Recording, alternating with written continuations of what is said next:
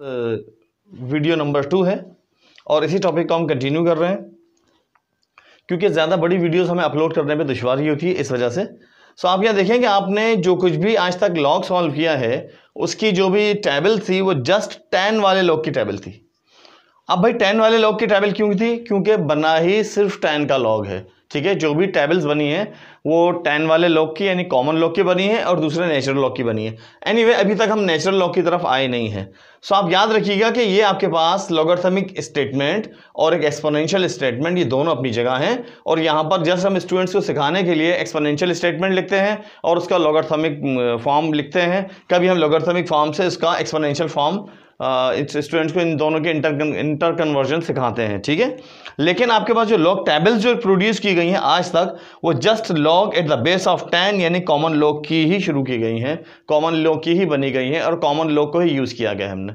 आगे अगर हम चलें इसमें मज़ीद बात करें तो कॉमन लॉग ये जो बाकी इसके अलावा जो लॉग हैं जस्ट सिखाने के लिए हैं और कॉमन लॉग जो है इसकी बेस 10 क्यों है? बिकॉज हम जो आज तक मैथमेटिक्स में काम कर रहे हैं और जो मैथमेटिक्स में जो हमने सिस्टम राइज किया है कैलकुलेशन करने का वो डेसिमल सिस्टम है और डेसिमल सिस्टम को अगर हम अपनी आसान ज़बान में ट्रांसलेट करें तो डेसिमल सिस्टम का मतलब ये है 10 वाला निज़ाम, ठीक है। और 10 वाले सिस्टम जो है वो उसका मतलब होता है decimal system. That's why common log की बेस जो है वो 10 ही रखी गई है और ये 10 वाला जो है लॉग ये हमेशा कॉमन लॉग कहलाता है। और इस लॉग को जो है मोहम्मद मूसा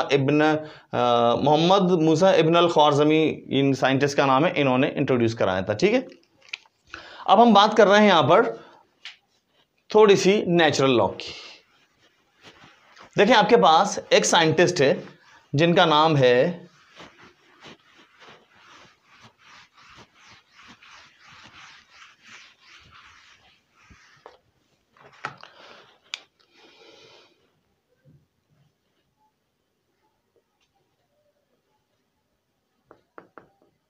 जॉन नेपियर।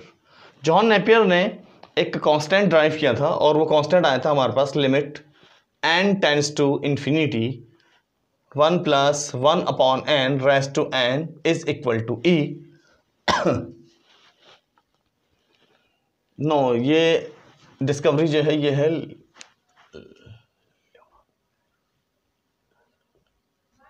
आयलर की, EULER। लियोनार्ड आयलर ने जो है ये एक नंबर इंट्रोड्यूस कराया था, डिस्कवर किया था। इसको हम आयलर कांस्टेंट कहते हैं, ठीक है। EULER Euler constant. जब इस क्वेश्चन को बजरिया लिमिट सॉल्व करेंगे तो आपके पास एक सीरीज बन जाएगी और इस सीरीज की जो वैल्यू है E होगी और इसकी वैल्यू होगी 2.718281 एंड सो ऑन। ये एक इरेशनल नंबर है, राइट। इसके बाद एक साइंटिस्ट का नाम और आता है, उनका नाम है जॉन नेपियर। जॉन नेपियर ने जो है नेचुरल लॉग या नेपियर लॉग इंट्रोड्यूस कराया। नेचुरल लॉग कहते हैं या नेपियर लॉग कहते हैं, इन्होंने इंट्रोड्यूस कराया। अब देखें जॉन नेपियर की यहां पर काबिलियत देखिए कि इन्होंने LOG यानी कि लॉग फंक्शन यूज किया है अल ख्वारज़मी का, ठीक है। और इसके बाद लियोनार्ड आयलर से इन्होंने लिया है E और कॉमन लॉग जिसकी बेस पहले 10 थी, 10 को हटाकर इन्होंने किया E और इसके बाद इसको नाम दिया है नेचुरल लॉग या नेपियर लॉग का। अब आपको जहां कहीं पर भी log E मिलता है, log E का मतलब होता है log नेचुरल लॉग, यानी कि ln को हम log E ही समझेंगे और अगर कभी ln को हम मजीद डिफाइन करेंगे तो log E से डिफाइन करेंगे और E की वैल्यू आपको सामने नजर आ रही है। अब आ रहे हैं हम अपने टॉपिक पर, relations between natural and common log, ठीक है जी। याद रखिएगा कि ये जो रिलेशंस होते हैं ये बनाए नहीं जाते बल्कि डिस्कवर किए जाते हैं। आप देखें, आपको ये बात मालूम हो जानी चाहिए कि log ऑफ 0 अनडिफाइंड है और नेचुरल log ऑफ 0 भी अनडिफाइंड है। अब ये अनडिफाइंड क्यों है ये इंशाल्लाह फिर कभी किसी और लेक्चर में इंशाल्लाह बताया जाएगा आपको कि अनडिफाइंड क्यों है और हम इसको कैसे फाइंड आउट करेंगे। जब कभी हम आपको यहाँ पर लिमिट पढ़ाएंगे तो ये ज़रूर हम बातें करेंगे। आपकी ये दोनों बातें फिलहाल तो रही उधार। अब मैं आपको लेके चल रहा हूँ कि लॉगरिथम कभी भी नेगेटिव नंबर का एग्जिस्ट नहीं करता। अगर आपको कभी भी लॉगरिथम फाइंड आउट करना हो तो वो नंबर आपके पास नॉन जीरो होना चाहिए और पॉजिटिव होना चाहिए। नॉन जीरो यानी कि जीरो नहीं होना चाहिए और पॉजिटिव होना चाहिए। अगर आपने नेगेटिव नंबर का लॉग फाइंड किया तो आपको नेगेटिव नंबर का लॉग एग्जिस्ट नहीं करता, ये बात याद रखिएगा, राइट। और log ऑफ जीरो भी माइनस इन्फिनिटी है और ln जीरो भी माइनस इन्फिनिटी है। ये क्यों है ये आपको इंशाल्लाह लिमिट के चैप्टर में हम बताएंगे। अब यहाँ पर एक रिलेशन है जो कि यहाँ पर डिस्कवर किया गया है, और वो रिलेशन क्या है कि आप किसी भी नंबर के कॉमन लॉग को उसी नंबर के नेचुरल लॉग से जब डिवाइड करेंगे तो आपको एक कांस्टेंट मिलेगा, that is equal to 0.4342 and so on. एक बड़ी सी वैल्यू है, लेकिन डेसिमल पॉइंट के बाद मैं जस्ट 4 डिजिट यहां ले रहा हूं। अब आप चाहें तो चले मैं आपको यहां पर थोड़ी सी प्रैक्टिस करा देता हूं। आप यहां लिखें log of 4538 divided by ln 4538। ये आंखें बंद करके आप लिख दें 0.4342। आगे मजीद नंबर आ रहे हैं लेकिन पॉइंट के बाद 4 डिजिट इनफ है। अगर आप लिखना चाहते हैं कि नहीं भाई log of radical 2 divided by ln of radical 2, तो इसकी वैल्यू भी 0.4342 है। अगर आप चाहते हैं कि नहीं जी हम ये लिखें log is equal to 0.2591 is divided by ln 0.2591, तो इसकी वैल्यू भी 0.4342 ही रहेगी। तो ये आपके पास एक कांस्टेंट आ रहा है। जब कभी भी हम कॉमन लॉग को उसी नंबर के नेचुरल लॉग से डिवाइड कर रहे हैं, किसी नंबर का हमने कॉमन लॉग फाइंड आउट किया, उसी नंबर का हमने नेचुरल लॉग फाइंड आउट किया, और जब हम डिवाइड करते हैं तो हमें एक रिलेशन मिलता है 0.4342।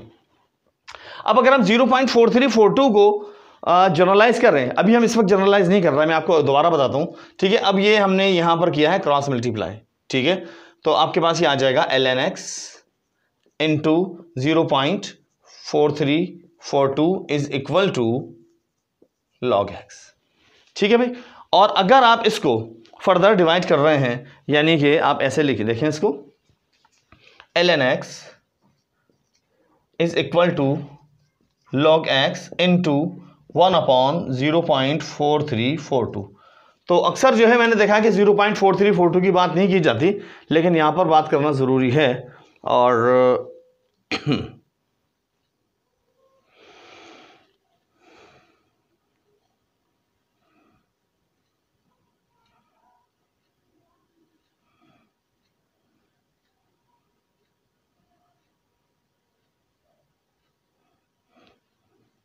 अप्रोक्सीमेट एक कांस्टेंट आ रहा है आपके पास, और ये है 0.230।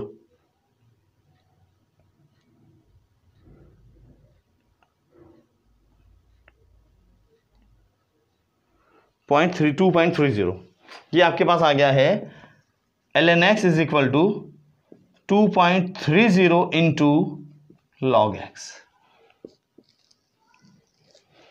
और इससे भी ज़्यादा बेहतर यह है कि आप यहाँ पर यूज़ करें, हम किसी नंबर को याद करने के बजाय हम इसको जनरलाइज करते हैं इस रिज़ल्ट को, कि आपने देखा कि इस वक्त जो कुछ भी रिलेशन बने आपके पास, ठीक है, आपने बहुत सारे नंबर को डिवाइड किया और 0.4342 बना।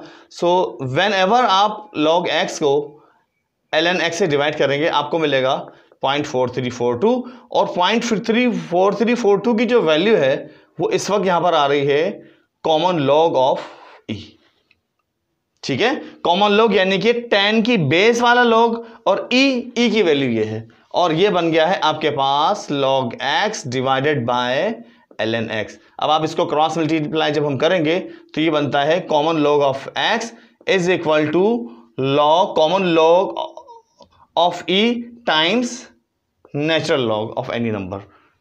ये देखिए ये आपके पास एक फॉर्मूला बन गया है। इस फॉर्मूले से अगर आपके पास किसी नंबर का कॉमन लॉग फाइंड आउट करना हो आपको, और नेचुरल लॉग गिवन हो तो फाइंड आउट कर सकते हैं, नेचुरल लॉग गिवन हो तो आप उससे जो है कॉमन लॉग फाइंड आउट कर सकते हैं, और ये रिलेशन आपकी हेल्प करेगा, दैट इज इक्वल टू, यानी कि अगर आप कैलकुलेटर में फाइंड आउट करेंगे लॉग कॉमन लॉग ऑफ ई तो आपको मिलेगा 0.4342। अब हम बात कर रहे हैं यहाँ पर कि ln e जो है वो 1 क्यों होता है। अब देखिए ln अभी आपको डिस्क्राइब किया जा चुका है कि ln का मतलब होता है log at the base of e, और ln को अगर मैंने रिप्लेस कर दिया है log at the base of e से, और ये e आपके पास यहाँ रखा है, तो ये आएगा 1 के। अभी इससे पहले वाली लेक्चर में यानी कि वीडियो नंबर 1 में आपको बताया जा चुका था कि log में जब कभी भी बेस और जिस नंबर का आप log फाइंड आउट करेंगे वो सेम होगा तो इसका आंसर आएगा 1। अब देखें, अगर मैं इस लॉगरिथमिक फॉर्म को एक्सपोनेंशियल फॉर्म में कन्वर्ट करता हूं तो आएगा आपके पास बेस पावर आंसर। आंसर क्या है इसका 1। Base power answer is equal to log of the number. इसका मतलब क्या हुआ कि आपके पास e is equal to e और इसकी पावर है 1। तो देख लीजिए कि हमेशा जब कभी भी आपके पास ये दोनों नंबर सेम होंगे तो 1 आएगा। तो इस वजह से ln e की जो वैल्यू है वो 1 ली जाती है। ओके स्टूडेंट्स, इसके अलावा अगर कोई प्रॉब्लम हो तो आप लोग कमेंट्स में पूछ सकते हैं। Thank you very much.